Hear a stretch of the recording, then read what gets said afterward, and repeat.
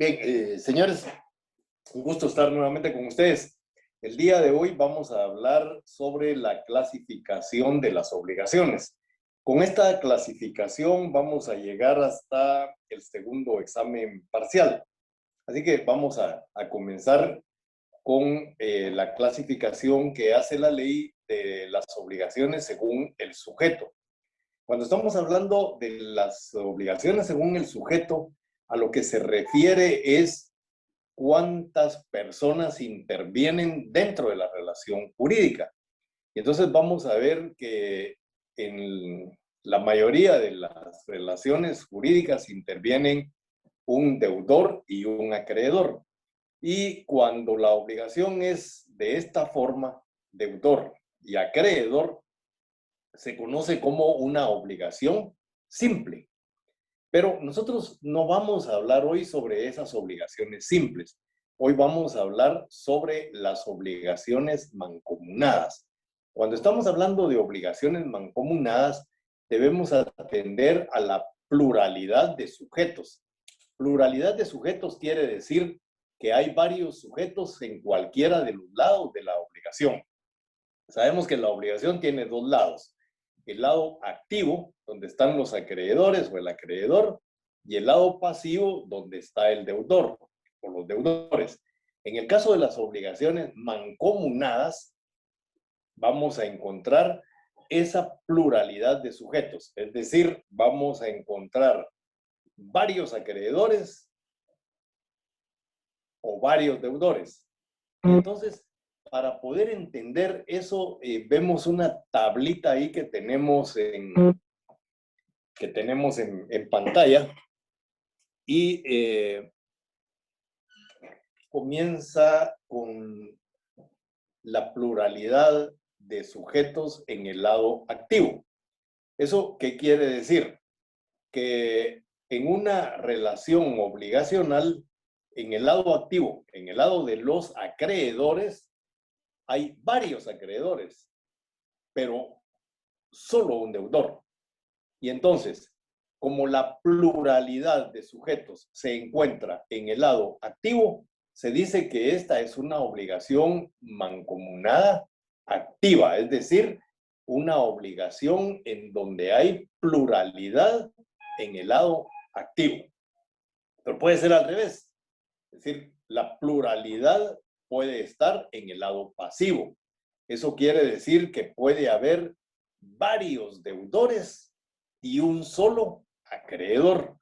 Cuando hay varios deudores y un solo acreedor, nosotros vemos que la pluralidad se encuentra en el lado pasivo.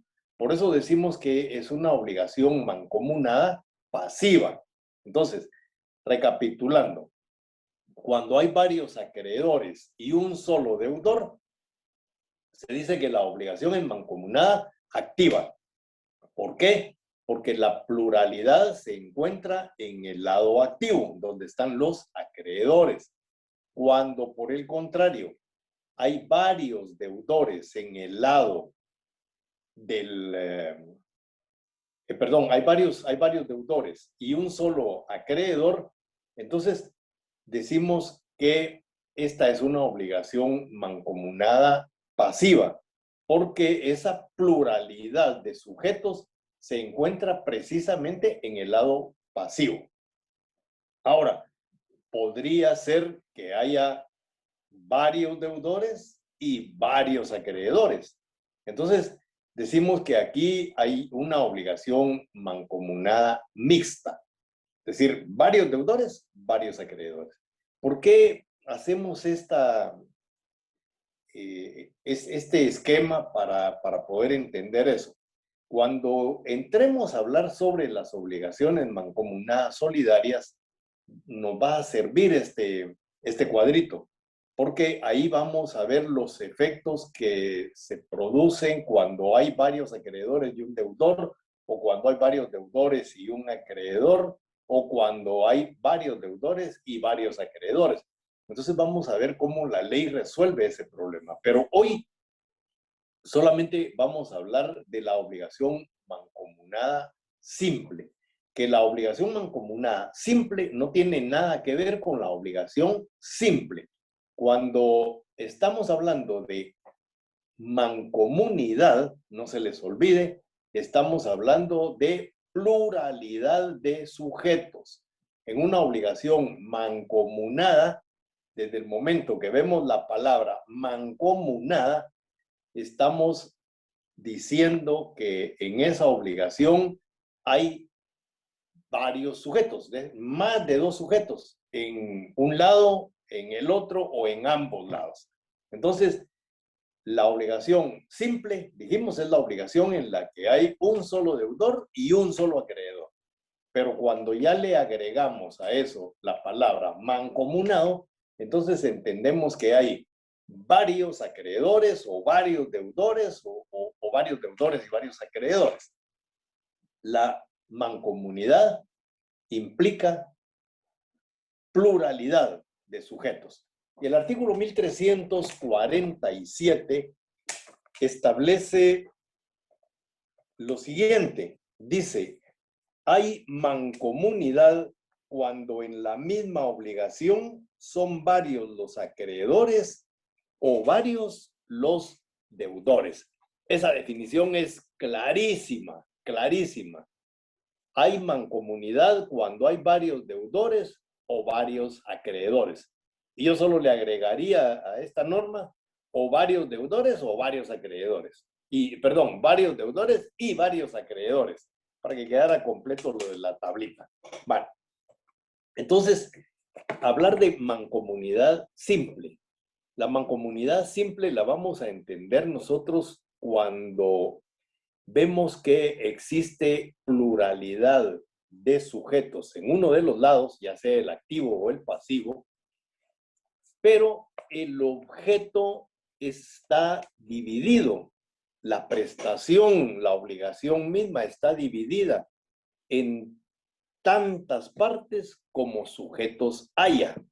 ¿Eso qué quiere decir? Que cuando tenemos a varios deudores y a un acreedor, por ejemplo, en una obligación mancomunada simple, lo que vamos a ver ahí es que los deudores pueden serlo de un solo acreedor, pero cada uno de los deudores tiene que cumplir una prestación y no pueden ser obligados los demás deudores a pagar la prestación de cada uno de ellos. Es decir, la relación entre los deudores va a ser una relación entre un deudor y el acreedor que les es común. Un ejemplo sencillo. Si en un momento determinado 3 alumnos, vamos a poner 3 para que sea divisible, y vamos a hablar de 300 quetzales para que sea más fácil todavía. Si 3 alumnos van a participar en un concurso al que van a llegar los estudiantes de Derecho de todas las facultades de Derecho de Guatemala, pero tienen que pagar 300 quetzales a razón de 100 quetzales cada uno para poderse inscribir y poder participar en ese concurso de Derecho. Entonces, los alumnos que van a participar, los mejores, los que van a ganar, pues son de la San Carlos, ahí no tienen plata. No, eso no es así, ¿verdad? Eso es lo que nos quieren decir siempre. Claro que tenemos plata, poquita a veces, pero tenemos. Pero en este momento no tienen dinero. Y entonces me dicen, mire, licenciado, fíjese que queremos participar, no tenemos dinero. Obviamente, yo siempre voy a colaborar con mis alumnos cuando se trate de actividades académicas y en las que puedan mejorar. Y entonces les digo, no hay ningún problema, muchachos, yo les voy a dar a ustedes los 300 quetzales. Pero esos 300 quetzales son 100 quetzales para cada uno. Se inscribe el trío, es decir, el trío tiene que pagar 300 quetzales, pero la obligación la está contrayendo cada uno de ellos, cada uno de los alumnos que van a participar. por, por la Facultad de Derecho. Entonces, cada alumno está recibiendo la cantidad de 100 quetzales. La obligación que tienen es pagarme cada uno esos 100 quetzales. Se pueden juntar, es decir, puede decir, bueno, miren, mucha, hay que pagarle a LIC y cayendo con los 100 pesos cada uno, y entonces la persona que me habló o el que dirige al grupo recauda los 300 quetzales y me los entrega. Pero realmente, ¿qué es lo que está ocurriendo? Que cada uno de los alumnos a los que yo les di el dinero me va a entregar la parte que a él le corresponde, o sea, 100 quetzales. Y entonces vemos cómo hay un solo acreedor, que soy yo, pero hay varios deudores, pero cada deudor cumple con la obligación que a él le corresponde, no más allá. Es decir, no, yo a la hora de cobrar, si no me pagan, pues les voy a cobrar a los tres, pero cada uno me va a tener que pagar 100 quetzales.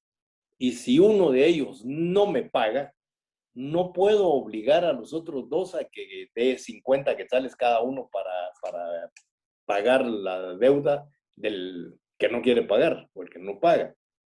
Entonces, vemos cómo existe precisamente esa pluralidad de sujetos en el lado pasivo, es decir, varios deudores, un solo acreedor, pero vemos que la relación obligacional es independiente. Cada uno de los que me prestaron el dinero cumple con su obligación entregándome la totalidad de la prestación que se habían comprometido.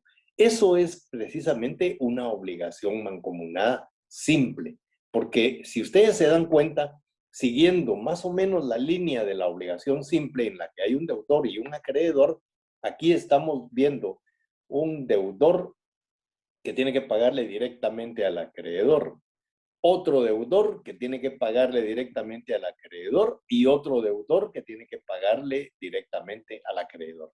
Entonces, ¿cuál es la diferencia entre la obligación simple y la mancomunada simple? Es que en la obligación mancomunada simple hay varios deudores en una misma obligación. Entonces, lo que vemos aquí es el cumplimiento de esa obligación, 3 prestaciones para cada uno de ellos. Es decir, una prestación para cada uno para cumplir con lo que entre los 3 se habían comprometido. ¿Y qué nos dice al respecto el artículo 1348, que nos define lo que es la mancomunidad simple?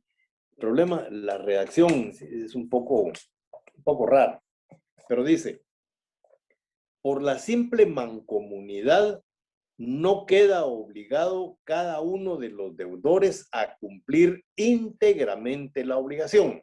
O sea, uno solo no va a cumplir íntegramente la obligación. Ya lo dije, tiene que ser cada uno. Entonces dice, por la simple mancomunidad no queda obligado cada uno de los deudores a cumplir íntegramente la obligación. Ni tiene derecho cada uno de los acreedores para exigir el total cumplimiento de la misma.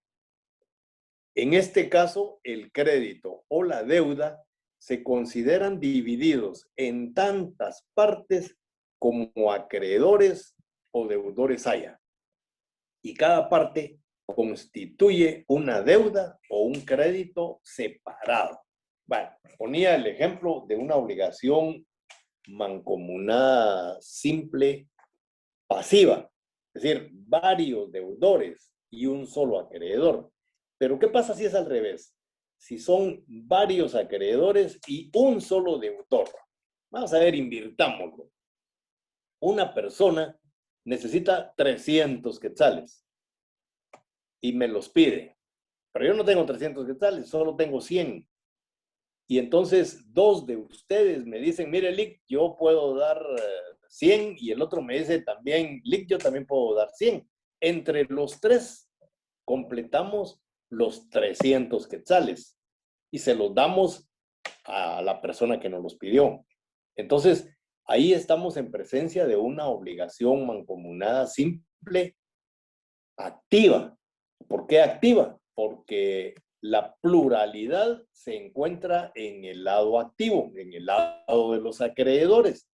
Y entonces a la hora del cumplimiento, el deudor no me puede dar a mí los 300 quetzales y con eso ya pagó la deuda de los demás. No, yo no puedo recibírselo.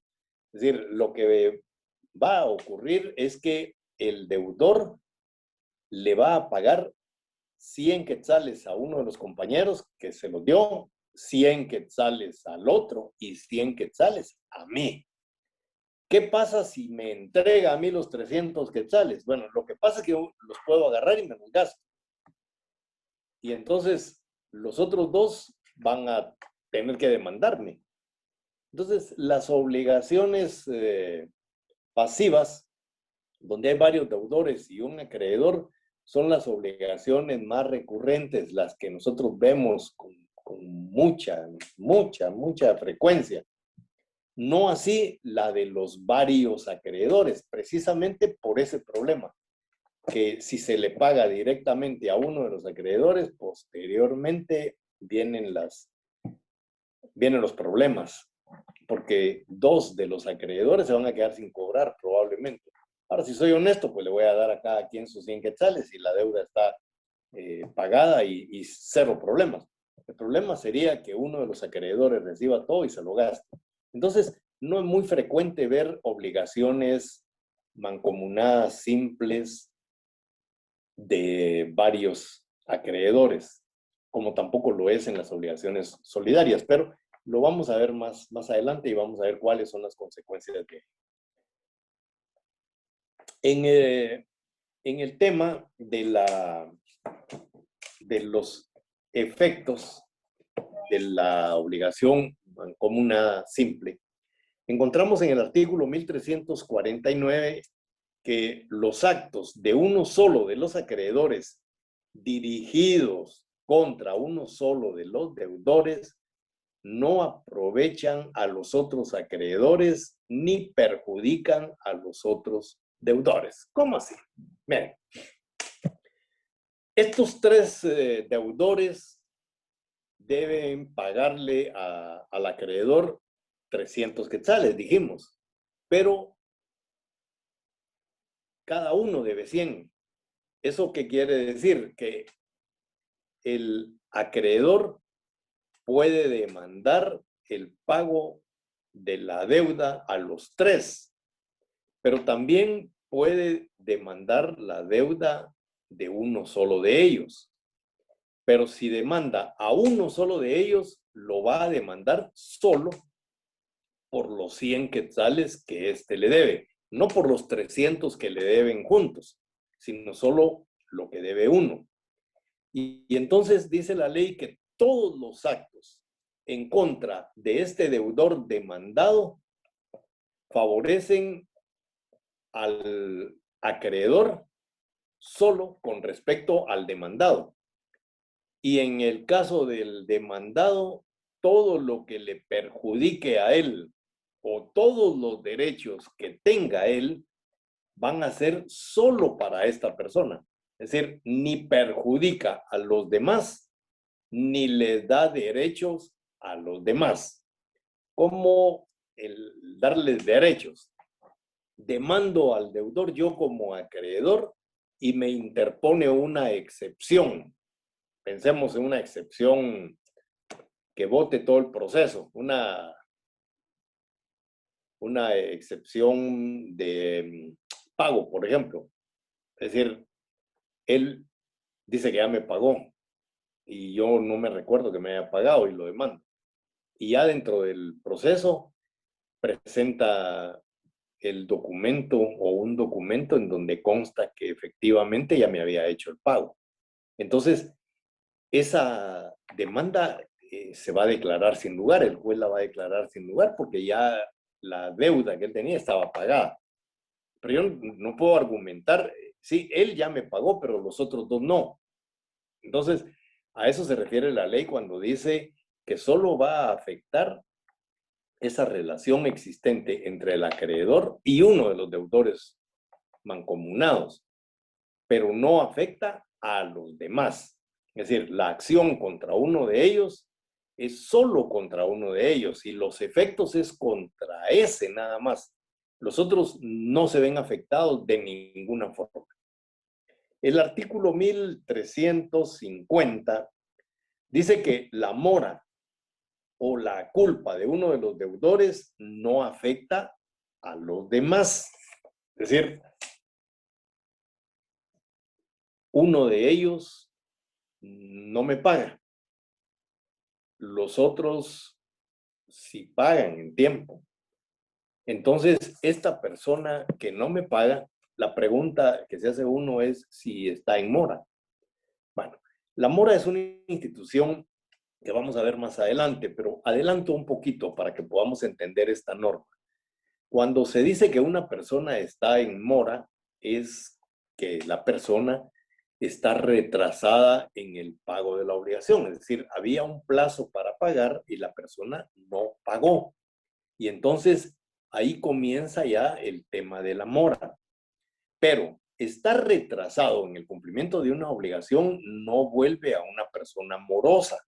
Es decir, para que exista la mora, tiene que haber 3 requisitos que son fundamentales.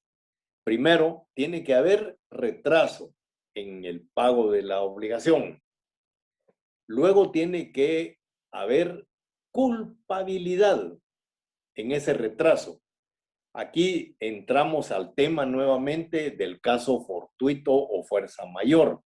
Un deudor puede retrasarse en el cumplimiento de la obligación porque acaeció un caso fortuito o fuerza mayor que le impidió pagar en la fecha, en el plazo convenido. Y entonces puede demostrar que no fue su culpa, que fue un caso fortuito o un caso de fuerza mayor. Es decir, pensemos en una persona que vive en Amatitlán y tiene que pagar su obligación el día de hoy aquí en Guatemala. Y cuando viene se topa con una manifestación del CUC y no lo dejan pasar. Entonces esa persona no puede llegar hasta el lugar señalado para el cumplimiento de la obligación. Y al no llegar el día que se ha pactado, el día de mañana que llegue ya está retrasado, ya hay un retraso, pero él puede demostrar que no fue su culpa. Es decir, hubo un caso de fuerza mayor, es decir, encontrar bloqueo en la carretera y que no lo dejaran pasar. Entonces, para que exista mora, decimos, tiene que haber primero retraso. Esta persona se retrasó. Puede ser que mañana no, dicen que va a durar 3 días los bloqueos, entonces tampoco mañana va a poder pagar, va a poder pagar hasta el lunes. Entonces imagínense, ya lleva el retraso de varios días, el retraso del hoy jueves, el retraso del viernes, el retraso del sábado, el retraso del domingo, o sea, 4 días, hasta el lunes va a ir a poder pagar. Entonces, esta persona ya está en retardo, pero ese retardo no es su culpa por caso fortuito o fuerza mayor. Entonces, para que haya mora, tiene que haber, primero, retardo. Segundo, que ese retardo sea malicioso, sea de mala fe, que la persona realmente no quiera pagar. Y tercero, tiene que haber un requerimiento de pago. Es decir, tiene que haber una notificación judicial donde le están cobrando o notarial, porque también se puede pedir a un notario que vaya a cobrar y si no le pagan va a levantar un acta en donde va a manifestar que se constituyó en el lugar tal y tal y que habló con el señor fulano y que el señor fulano no le quiso pagar. Y entonces ahí se cumplen los 3 requisitos para que una persona sea constituida en mora. que son retardo, culpabilidad en el retardo y la interpelación, o sea, la notificación de cobro, el requerimiento de cobro. Si se dan esas tres circunstancias, entonces podemos hablar de mora. ¿Y qué importa lo de la mora? No, la mora tiene una importancia que la vamos a ver cuando hablemos de la mora. Ahorita sí no voy a entrar a eso porque no es la clase de mora. Vamos a hablar de la mora como una institución que exonera al deudor del cumplimiento de la obligación cuando hay caso fortuito o fuerza mayor, o lo obliga superlativamente cuando no existe esa justa causa, sino por el contrario hay mala fe en el incumplimiento de la obligación. Entonces ahí vamos a ver cómo se agrava la situación del deudor, pero eso será para la próxima clase. Entonces, entendamos que la mora de uno de los deudores no afecta a los otros deudores. El artículo 1351 establece que para que la prescripción de una obligación se interrumpa respecto de todos los deudores, se requiere la citación de todos ellos. La prescripción es una institución que vamos a ver también más adelante. De hecho, es el último tema que vemos en el curso. Cuando estamos hablando de prescripción, y tengo que explicarlo ahorita para que la podamos entender, si no estamos leyendo normas con instituciones que no conocemos, no entendemos la norma. Pero miren, cuando estamos hablando de prescripción, las obligaciones deben cumplirse en el plazo que se ha convenido. Y cuando las obligaciones no se cumplen en ese plazo, entonces nace el derecho del acreedor de cobrar. Por eso se dice que las obligaciones son líquidas y exigibles cuando vence el plazo. Eso de líquido y exigible quiere decir que se completa la obligación y ya se puede exigir. Mientras existe un plazo, no se puede demandar al deudor, salvo una excepción que vamos a ver en el plazo, que permite cobrar antes del vencimiento del plazo. Hay que pedirle al juez que declare vencido el plazo en forma anticipada, pero eso será por algunas razones muy especiales. La insolvencia del deudor, etcétera, etcétera. Vamos a verlo también dentro del plazo.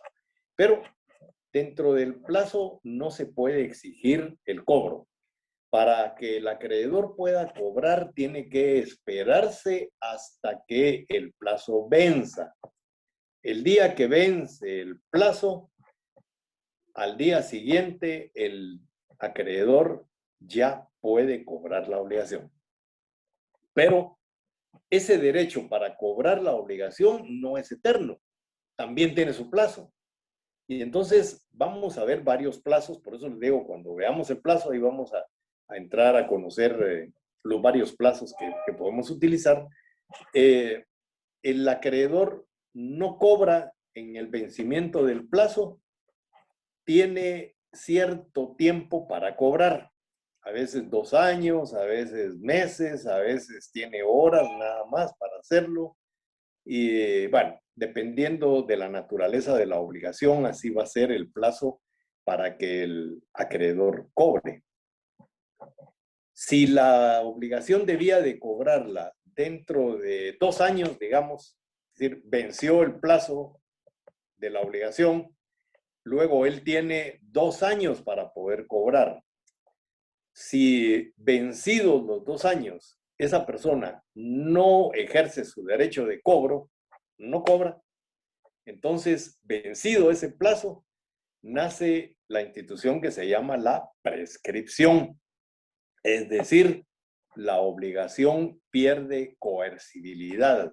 Ya no se puede cobrar por los medios legales.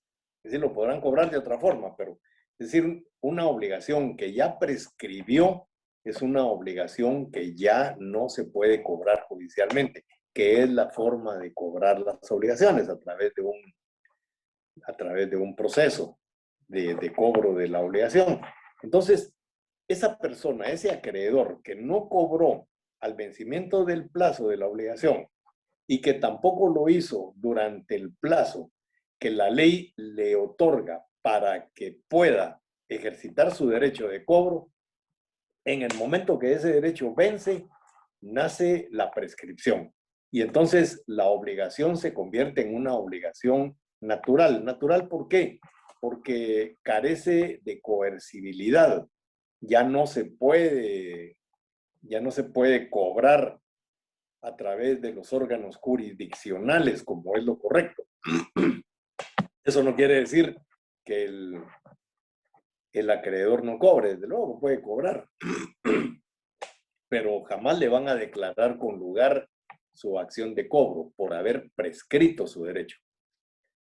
Y el deudor puede pagar cuando tenga dinero, aún fuera de ese plazo, y por eso es que la obligación es natural, es decir, se vuelve una obligación moral, una obligación como las que veíamos nosotros al principio de las clases, como el débito, que era una obligación que se cumplía por ofrecimiento que se hacía a las deidades, etcétera, pero no había coercibilidad, es decir, no había fuerza legal para obligar al pago. Entonces, la prescripción nace como un castigo al acreedor que no ejercita su derecho de cobro dentro del plazo que la ley le otorga para que pueda cobrar. Entonces, el artículo 1351 dice que para que la prescripción de una obligación se interrumpa respecto de los deudores, se requiere la citación de todos ellos. Que se interrumpa, ¿qué quiere decir? La prescripción tiene dos instituciones que también vamos a ver en su momento, que son la interrupción y la suspensión. Voy a hablar de la interrupción, que es lo que tenemos hoy en la norma.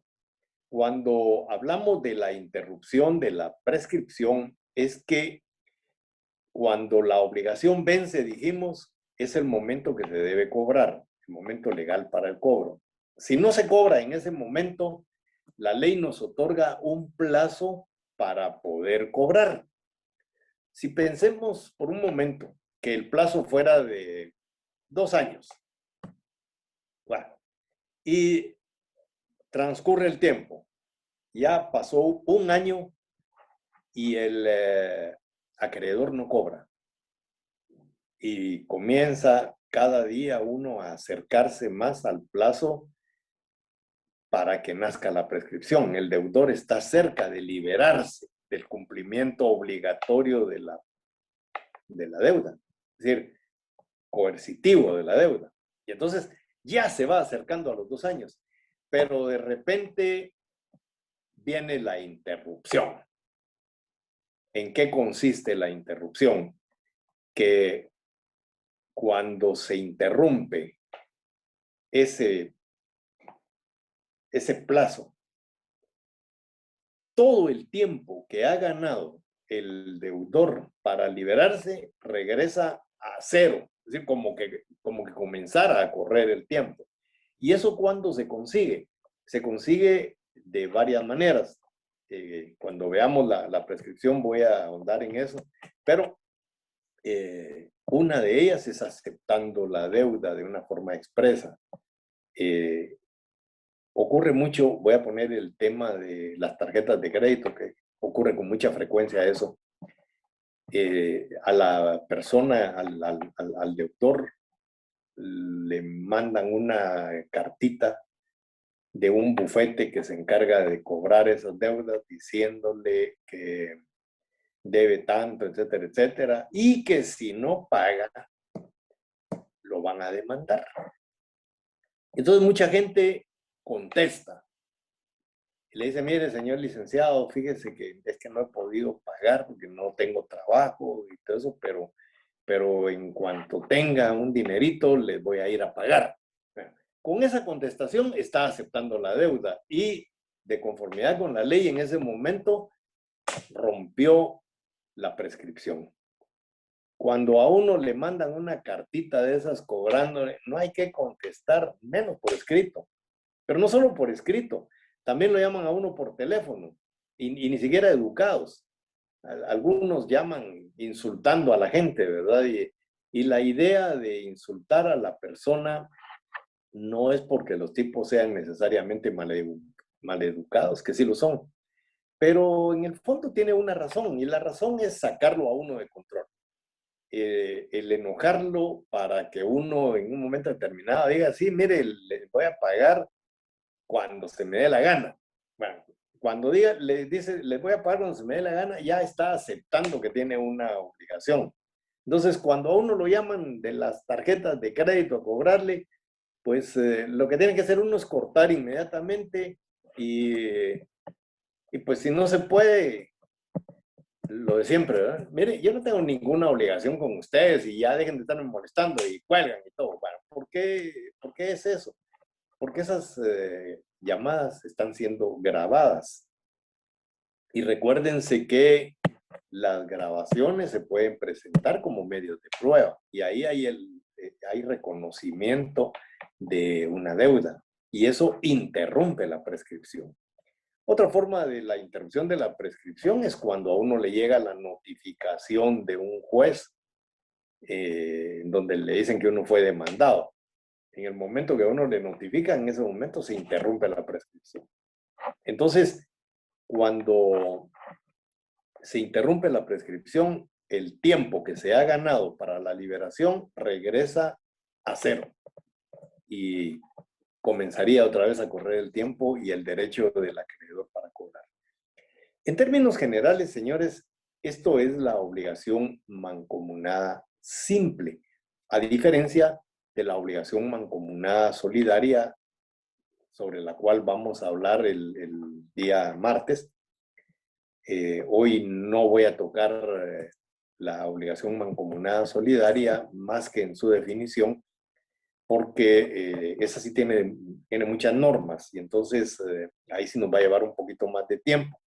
Y ahorita pues no quisiera dejar truncada la clase, pero para que entendamos bien la diferencia entre lo que es una obligación mancomunada simple y una obligación mancomunada solidaria, basta con que leamos el artículo 1352, que lo voy a analizar desde luego el día martes también, ¿verdad? Pero hoy vamos a hablar algo sobre él.